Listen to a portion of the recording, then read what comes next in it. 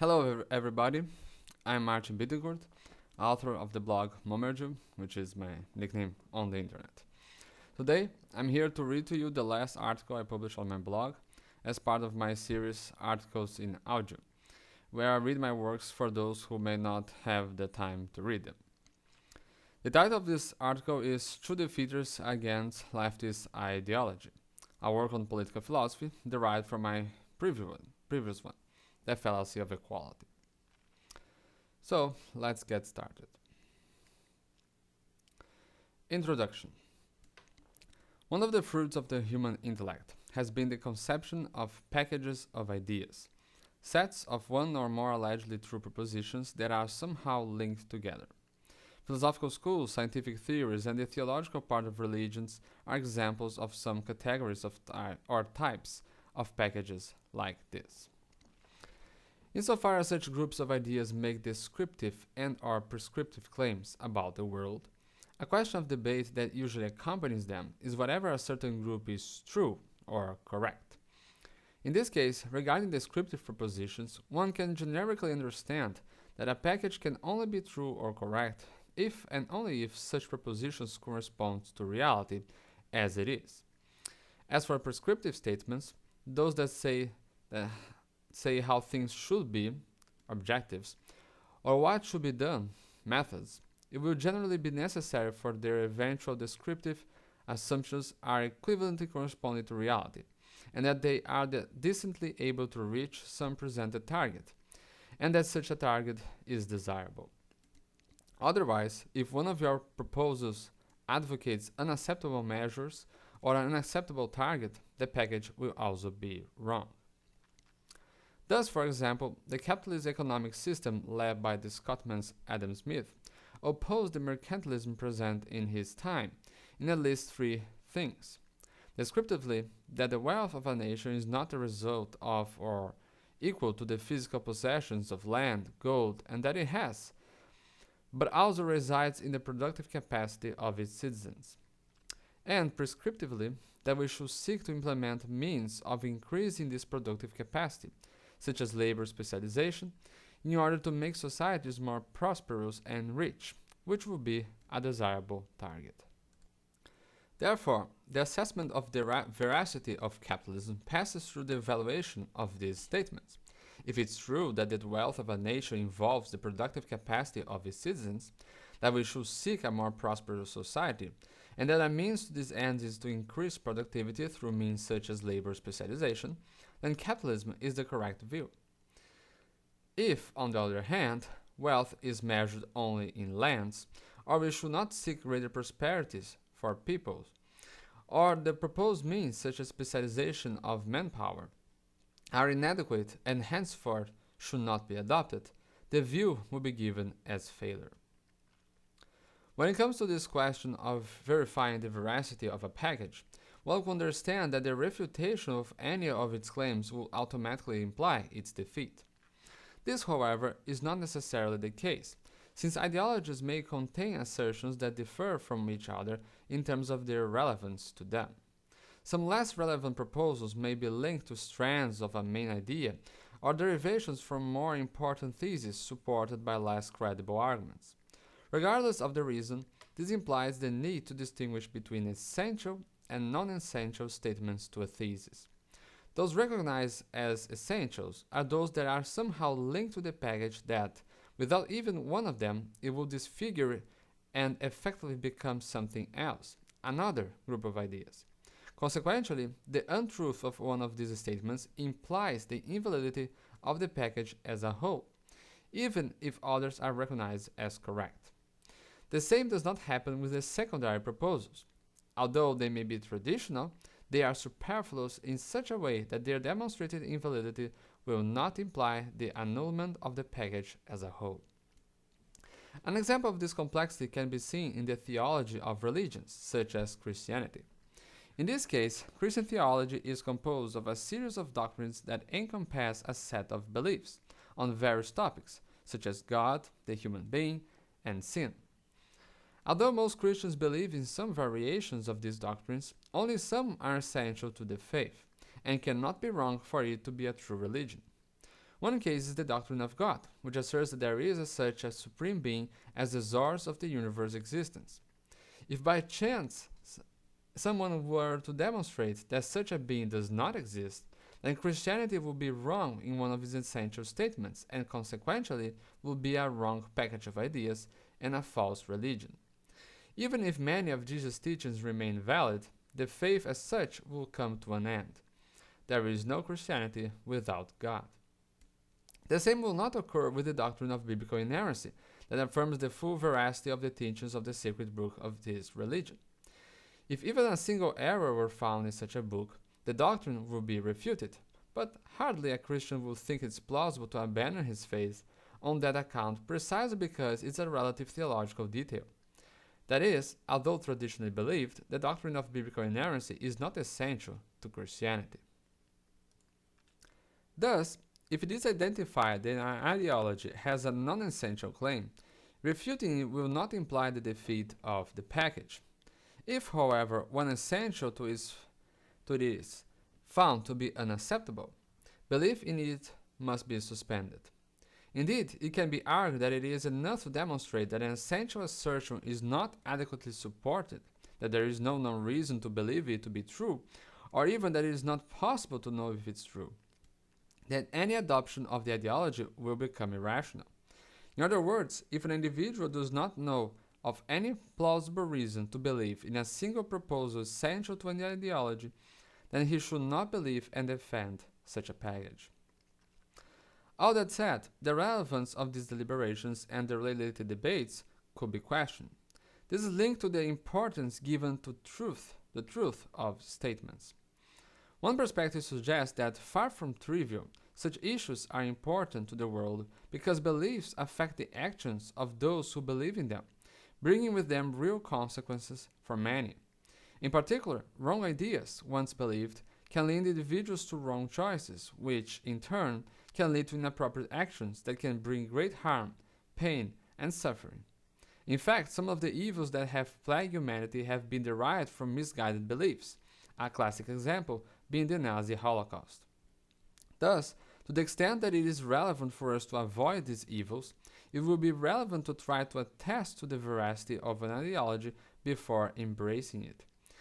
If this has already happened, then it will be plausible to abandon it as soon as it is invalidated upon further reflection. With that in mind, what follows is an assessment of the veracity of a particular package of ideas, leftist political philosophy. Egalitarianism. In the area of political philosophy, a commonly termed left view preaches egalitarianism, the defense of equality or more of it in some aspect in the political, social, and our economic environment. Formalizing the times of the Enlightenment, it can be affirmed in various ways, such as resources and well-being, among others.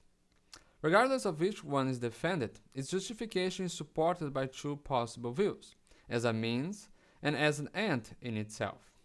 Parity as a means is characterized by the thesis that having it or having more of it may not be good and desirable in itself. However, it is useful insofar as it manages to lead to profitable and desirable ends. That is, it will be something that has intrinsic value. This perspective proposes that we should implement equality or more of it as a tool to achieve a better world. The other view, on the other hand, defends the existence of an intrinsic value to it, that is in itself a good, a value, which henceforth is self-justified. So, insofar as we make the world an egalitarian or more egalitarian place, it will become better for that alone. So understood, the egalitarian proposal of leftism is marked by a direction towards a positive, higher level, towards a better end.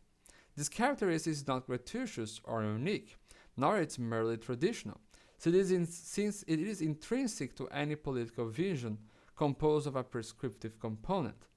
Every political ideology proposes what it proposes, aiming at a better world, even if only in the eyes of those who defend it. For example, liberalism proposes freedom, life, and property because, in the understanding of those who defend it, if such values are presented and defended in a society, a better one will be obtained for all to live. So too conservatism defends traditions because they will be good for society. This remains present even in evidently bad cases. Someone who hates all humanity could propose a nihilistic ideology that preaches the end of the human species to be achieved by the practice of genocide. As bad as such a vision is, it is still intrinsic to it the notion that its implementation will bring a better world from the perspective of its defender. Therefore, regardless of what is defended, the prescriptive content of every political vision is aimed at a qualitatively positive social state, whatever it is relative, absolute, or both terms. Thus, leftist political ideology states, essential to this vision, that one must defend, seek, implement equality or more of it in some way that, in doing so, will bring with it a good or better world. A wrong ideology. In view of what was said earlier about refuting packages of ideas, it follows that if it is not true that equality or more of it implies a qualitatively positive and or superior state, then an essential component of leftism will be wrong, and henceforth this political view will be incorrect. In other words, leftism will only be correct if and only if equality or more of it implies a qualitatively positive or superior state. Here this ideology faces difficulty, since such a claim is demonstrably false. In fact, several cases where equality or more of it does not imply something positive or better can be observed. For example, suppose there is a hypothetical society of 100 people, and that there are certain basic human rights that should be recognized and respected. At first, the local justice system is characterized in such a way that only half of these people have their rights respected, while the others are systematically violated. Suppose then that reforms are made and now all members have their rights violated. In this second situation, there is an egalitarian society where everybody has a parity of rights. However, insofar as having human rights respected is something desirable, this new egalitarian situation is not only bad, it is worse than the original unequal situation. Society has worsened with the rise of equality. Another example. Suppose that another hypothetical society with 100 members has problems with access to basic sanitation, which is available to only 30% of the population. In this case, there is inequality in access to this desirable structure. Then a war breaks out and the entire sanitation system is destroyed by bombing. The result is that now all citizens do not have a functioning sewage system or potable water in their homes. Unlike the initial pre-war state, the second one is egalitarian, and yet it's both certainly bad and evidently worse than the previous ones, since it has even less sanitation than it had before. Hypothetical cases like the ones above reveal that it is false to say that equality or more of it implies good or better when they expose that it is also present in bad or worse situations. In other words, equality is not correlated with quality. This can be visualized as shown in figure 1 below. The graph on the left shows the egalitarian thesis. The higher the value, the higher the quality. The graph on the right, on the other hand, expresses what examples such as the previous ones demonstrates to be the case, that this link does not occur to the extent that increasing parity can equivalently lead to both higher and lower quality. In view of what was discussed in the introduction to this article, the fact that equality or more of it does not imply good or better implies the untruth of an essential thesis of the left and, henceforth, its failure as a political proposal. An illogical ideology. Despite what has already been said to be a problem enough for the acceptability of the left as a correct political view, it can be argued that its failure goes further. This is because the thesis analyzed above and essential to this view not only expresses a mistaken statement, such as 1 plus 1 equals 3 or the earth is flat, but it also a case of the egalitarian fallacy, an error of reasoning. And this observation grounds a second motivation for rejecting leftism. An argument used as rational support for belief in some proposition will be bad, unable to fulfill its purpose, if it is structurally deficient in having premises incapable of logically supporting the conclusion. When this is the case, it is understood that it should not be believed or defended. That is, it is rationally unacceptable. So, for example, one reason why the syllogism, all men are mortal, Jesus is man, and therefore Jesus is mortal, is acceptable, is that its structure is logically coherent. By contrast, the argument, all men are mortal, Jesus is a man, and therefore Jesus never existed, is not rationally believable because its structure is logically flawed. Although arguments are often presented in isolation or alongside others in a cumulative case in defense of a belief, they can come to be expressed as supposedly correct theses in a larger work. In cases where that thesis is essential to that work, then its rational acceptability will be linked to that of the argument. Insofar as affirming the work will imply affirming the argument containing it, that is, there is no way to affirm the work without affirming the argument, then if the latter is rationally unacceptable, so too will the work that affirms. For example, suppose a natural products company wants to persuade potential customers to consume them. She then launches a commercial stating that they should buy them because they are natural and therefore good. The problem is that such an argument is asserting the fallacy of appeal to nature, making the advertising rationally bad by structural error. In this case, what is being proposed is just one among other possible justifications in favor of the intended conclusion, that customers should buy the products of this company. And therefore, even if this specific motivation should be rejected, its inadequacy doesn't invalidate the advocated conclusion. It may be good to consume these products for other reasons. Something different happens when this company opts for another marketing strategy involving the creation of a new ideology that preaches that people should be good to each other, love their families, and consume natural products because they are good for being natural. In this case, it's not just one argument among others where its invalidity does not affect the veracity of the intended conclusion, but a thesis essential to this hypothetical ideology, and which affirms a logically deficient reasoning. Consequently, to the extent that there is no way to disassociate this package of ideas from this fallacy, then it will be rationally unacceptable because of it, and whoever rejects that one must also reject this ideology that affirms it.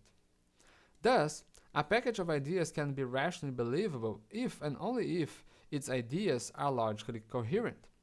However, this is not the case with leftism, which asserts a logical fallacy at its core, that of equality. Consequently, this ideology does not appear to be rationally acceptable and should be rejected in the same way that fallacious arguments should be. This conclusion implies that, unlike what seems to be the case with many ideologies, leftism goes beyond simple factual error, that of expressing statements that are inconsistent with reality. It is also logically deficient. Conclusion. In this article, the leftist political vision was recognized as an ideology that defends, in an essential character to it, that an egalitarian or more egalitarian world would be a better world than an unequal one, and that, therefore, we should seek greater parity on our planet. It was also argued that such a claim is not only demonstrably false, it is also a logical fallacy, which produced two defeaters for that view. Insofar as these observations are true, it can be concluded that egalitarianism that aims at a better world is an inadequate vision, and believing it in the political ideology that expresses it is a belief contrary to the proper exercise of reason. Whoever does so will be intellectually erring as much as anyone else who believes in any thesis that are factually wrong or logically flawed, with the aggravation that, in this case, he will be wrong in both ways. If such considerations are correct, the proper public reaction to such deliberations will be the same as that which is due to any package of ideas shown to be inadequate, its abandonment. Just as a Christian should abandon his faith once exposed to a refutation of the non-existence of God, so liberals should abandon their political stance in the face of the observations of this article. That said, just as a Christian will not automatically need to reject all of Jesus' teachings upon seeing his faith invalidated by atheism, the abandonment of egalitarianism does not automatically justify rejecting all other causes the leftists have championed, fighting against racism, for the preservation of the environment, etc. Comments. Criticizing leftism through its egalitarian thinking is nothing new, having been the subject of several works in recent centuries. However, apparently most of these responses have focused on questions of value, either saying that equality is irrelevant, as when some claim that economic inequality doesn't matter, only poverty, or that it is less important than other things, such as freedom. The two defeaters presented in this article, on the other hand, support another perspective, according to which the errors of the ideology are that of being factually wrong and of being logically deficient. As with packages of ideas, the thesis proposed here can also be incorrect. This brings up the question of how this criticism could be defeated. It is usually understood that an argument can be defeated by pointing out some flaw in its structure, invalidating the acceptance of one or more of its premises, or giving a stronger counterpoint to the opposite conclusion in the case of probabilistic theses. With that in mind, the following section contains some predictable critiques preceded by an analysis of where they stand in relation to the arguments presented. Analysis of possible criticisms. The first argument aims to demonstrate that the leftist view is mistaken for essentially asserting an untrue claim and can be summarized as follows. Premise 1. If leftism essentially asserts an incorrect or false idea, then leftism is false incorrect. Premise 2. Leftism essentially asserts an incorrect false idea, that equality or more of it implies a qualitatively positive or superior state. Conclusion, therefore, leftism is false incorrect. As for its structure, the above reasoning is a case of the classic modus ponens, and therefore it's logically valid, and its conclusion will necessarily be true if the premises are true. Therefore, possible errors can only be found in the acceptability of these. In the case of premise 1, what it says is a thesis presupposed in many of the works that evaluate and criticize the most varied theories, philosophical currents, and related doctrines, being therefore relatively uncontroversial. So it is likely that most criticism will end up being centered on the second premise. The second argument argues that its ideology is rationally unacceptable, as it is essentially expresses a logical error of reasoning and can be summarized as follows. Premise 1. If leftism essentially asserts invalid reasoning, then it is rationally unacceptable. Premise 2. Leftism essentially asserts invalid reasoning, a logical fallacy, that of equality. Conclusion, therefore, leftism is rationally unacceptable. Again, the structure of the defeater is a modus ponens and hence logically valid. Also, its first premise appears to be relatively uncontroversial, being defended whenever a thesis that essentially asserts something that is known to be false is rejected. So, as in the case of the first defeater, possible criticism will tend to focus on the second premise. Anticipated criticism. Absence of essentialism. A possible criticism of both second premises is the rejection of the essential character of the statement of the fallacy of equality. From this perspective, the justification of a positive target for the defense of parity will only be a traditional characteristic and not an essential one for the left. In other words, while most leftists defend equality because they think it will lead to a better world, the view per se does not assert this justification. Consequently, those who raise this objection reject the observation that political ideologies are essentially geared towards the pursuit of a better world. In response, such a proposal does not seem to have any support in evidence. After all, countless political expressions demonstrate that every leftist, rightist, liberal, or the like defends what he defends, aiming at a better world, according to his perspective of better. To the extent that this is true, it seems implausible to say that it is still a mere tradition and not a basic feature of political ideologies. However, even if such an answer were true, it would be of little use in refuting the practical applicability of the defeaters presented in this article. This is because the characterization of the statement of the fallacy of equality as intrinsic to leftist ideology is not necessary for the applicability of this criticism in the population that expresses it.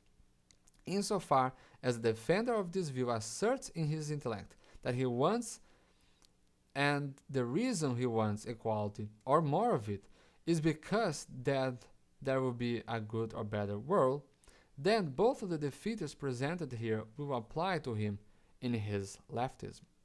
Since the only leftists said to be untouchable by this work will be those who defend parity for any other motivation, and that such do not exist or are practically non-existent, then the defeaters will still prove valid for all practical purposes. Most, if not the totality of leftists in the world should still cease to be so. Punctual equality. Another possible objection argues that the assertion of the presence of the fallacy of equality does not constitute a correct description of the egalitarian proposal, and therefore, both defeaters make a strawman attack. According to this answer, claiming that leftists defends parity would be a general simplification that does not consider the details of this ideology and its strengths. The answer says that the various leftist currents do not simply defend a more egalitarian world, but specifically in which areas and in which ways this parity should be characterized and implemented. That is, they are not advocating any and all forms of equality or it by itself.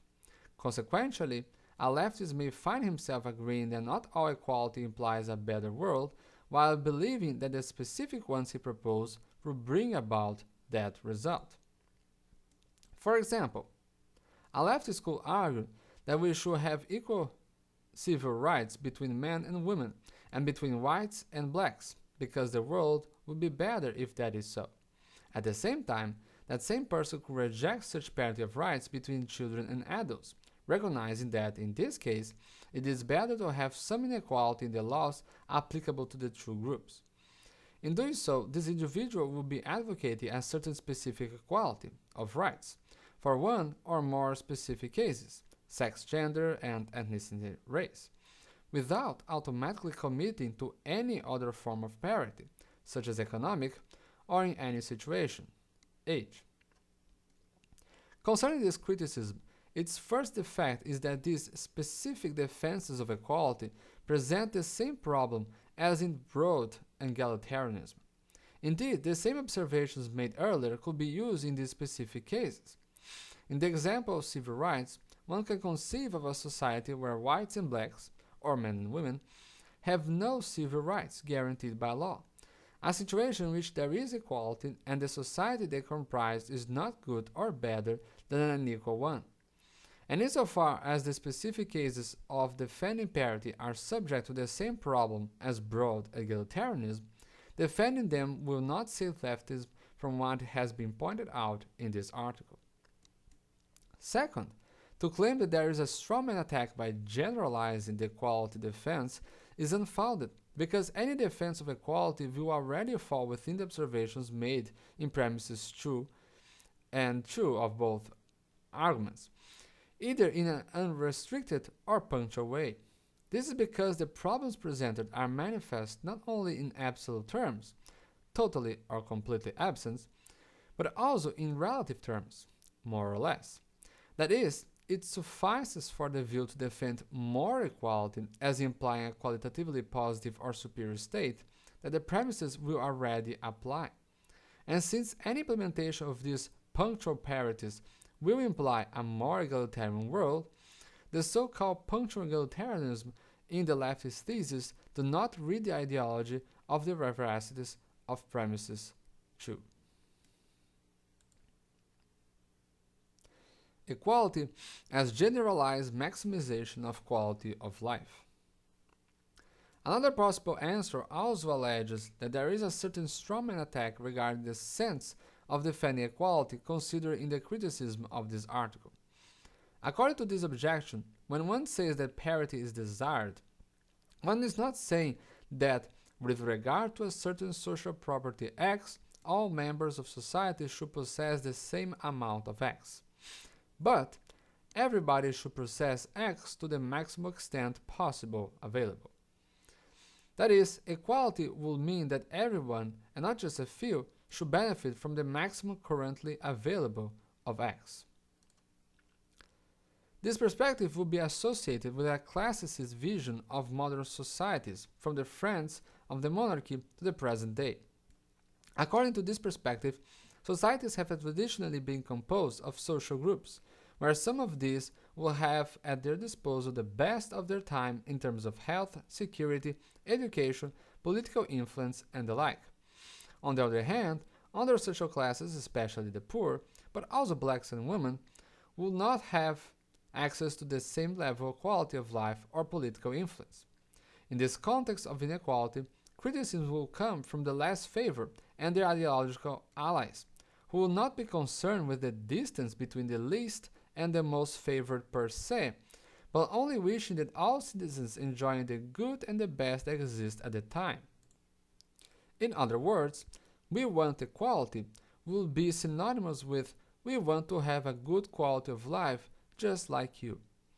Thus, interpreting the search for parity as a concern between the distance between the least and the most favored would be an interpretative mistake. As this is the assumed meaning of this article, then his criticism will not apply to leftism. There are some problems with this answer. The first is that, at best, this interpretation of leftist yearnings does not apply to what many of the defenders of this ideology actually stand for. For example, when it is stated that it is absurd that some are so rich while others are so poor, the meaning is more like there shouldn't be rich people while there are poor people in the world than it was for everybody to be rich like the rich are.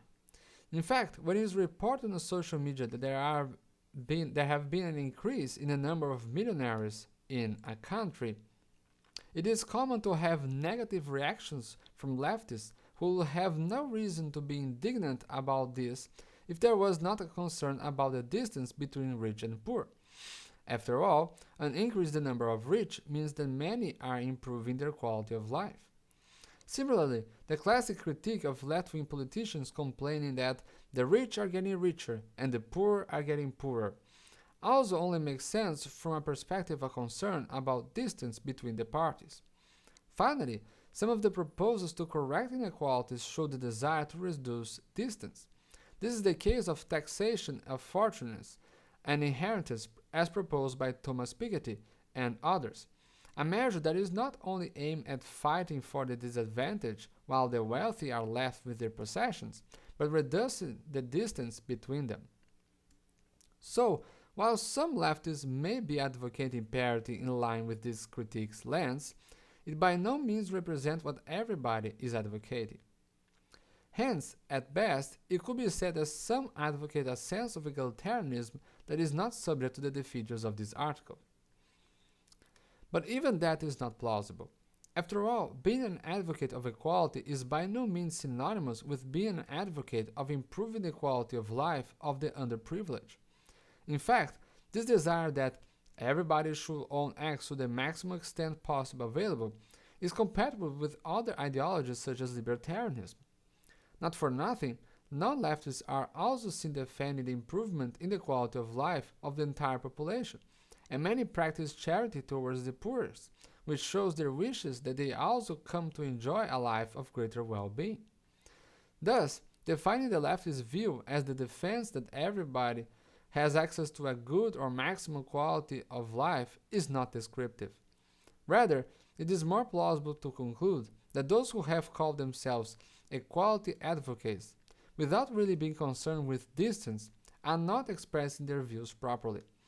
It follows that the features of this article adequately address the defense of parity, insofar as there is, in fact, one being made, rather than some alternative view being inadequately portrayed as a defense of equality.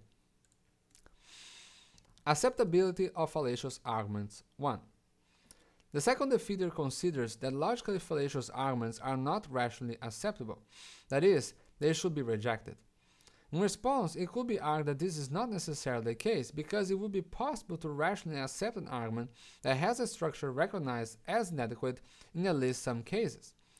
So arguments like this will not automatically be bad, and so the mere assertion of the fallacy of equality by leftist ideology will not make it rationally unacceptable.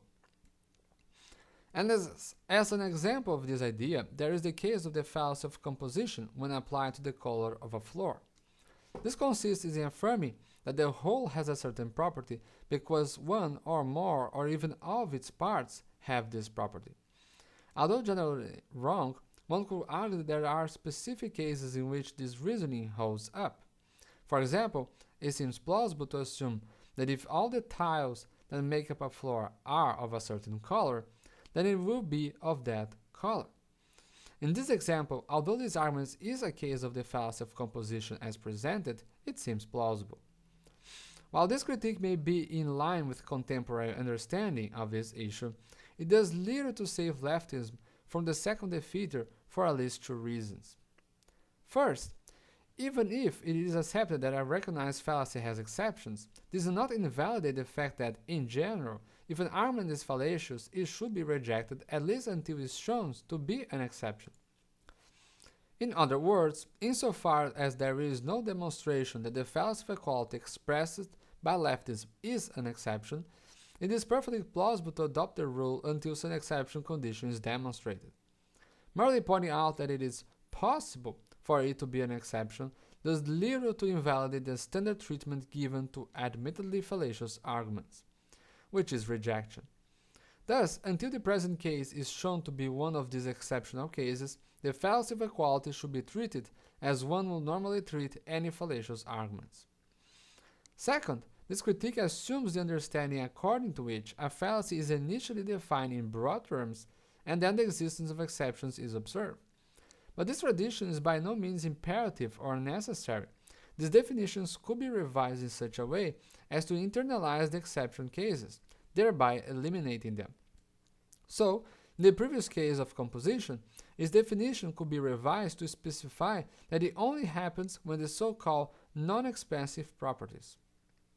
With the so-called non-expansive properties.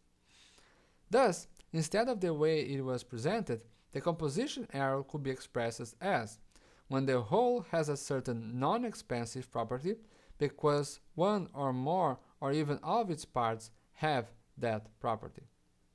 Once such redefinitions are made, the so-called exceptions disappear, and this response becomes incapable of saving leftism from the applicability of the second defeater. Acceptability of fallacious arguments 2. A final possible criticism of the second defeater is that the parity fallacy is of the kind that can be easily eliminated by considering an implicit premise, which would also apply to the egalitarian proposal of leftism. According to this observation, its characteristic and invalid form, is egalitarian or more egalitarian, therefore it is good and or better than if it were not, can be rewritten as Premise 1. If it is egalitarian or more egalitarian, then it is good and or better than if it were not. Premise 2. It is egalitarian or more egalitarian. Conclusion. Therefore, it is good and or better than if it weren't. In this case, the reasoning that was previously fallacious is converted into a valid modus ponens, indicating that this is not a formal error, such as an affirming the consequent or denial of the antecedent, situations in which the structure is invariably non sequitur, but rather being an informal fallacy, such as an appeal to nature or Hitler. The consequence of this observation will be that, ultimately, the second defeater will fail to point to the existence of a logical flaw, where, at most, there will be a flaw of premise, the implicit one. In other words, if there is any error in leftism, it will not be logical, but only to assert something false, the issue that is the first defeater already deals with. Therefore, this criticism asserts that the second defeater fails to treat invalid reasoning by simplification as if it were essentially invalid. Going further, it could even accuse that its use will end up violating the principle of charity, according to which an argument or thesis must be treated in its best form. In this case, that being one that has a valid logical structure and considers the suggested implicit premise. While it may be the strongest response to the logical critique of leftism, this proposal does little to save that ideology from the defeater in question. This is because the informal nature of the equality fallacy does not eliminate its rational rejectability.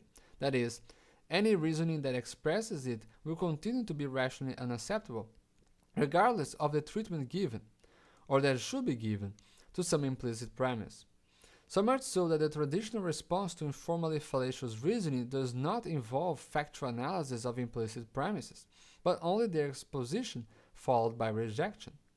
For example, when someone presents an argument that makes the mistake of appealing to naturalism, the response given is not to make the implicit premise explicit and to proceed with a debate about its veracity that will somehow nullify the rejection of that argument in logical terms.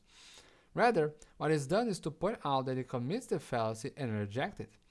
Similarly, when someone commits a genetic fallacy, the reaction is not to proceed with a debate about the veracity of some implicit premise after it has been made explicit, but simply to point out that there is such a fallacy and proceed to reject the presented argument.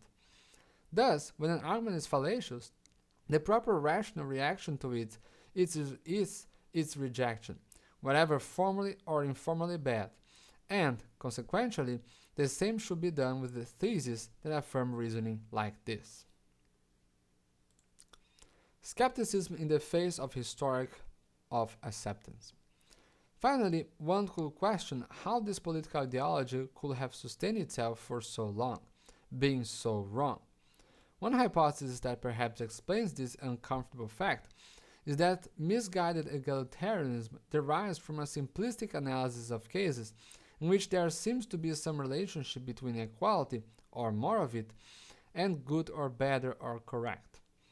For example, it seems good to many that there should be some measure of equality between men and women, and between different ethnicities within a society.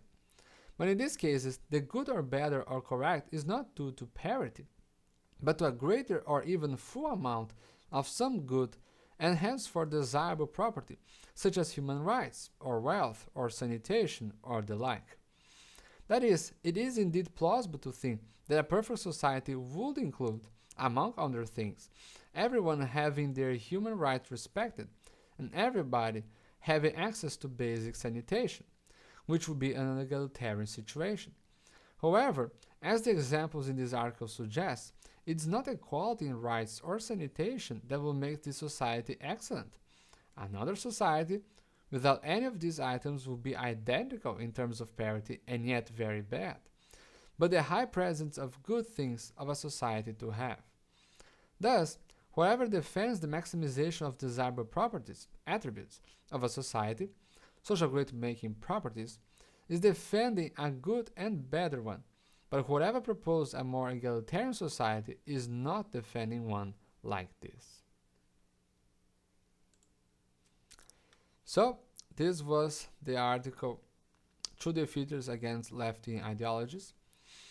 I will not be reading the notes nor the references. For those, I suggest you go to the written version. And I hope you like it, and see you till next time.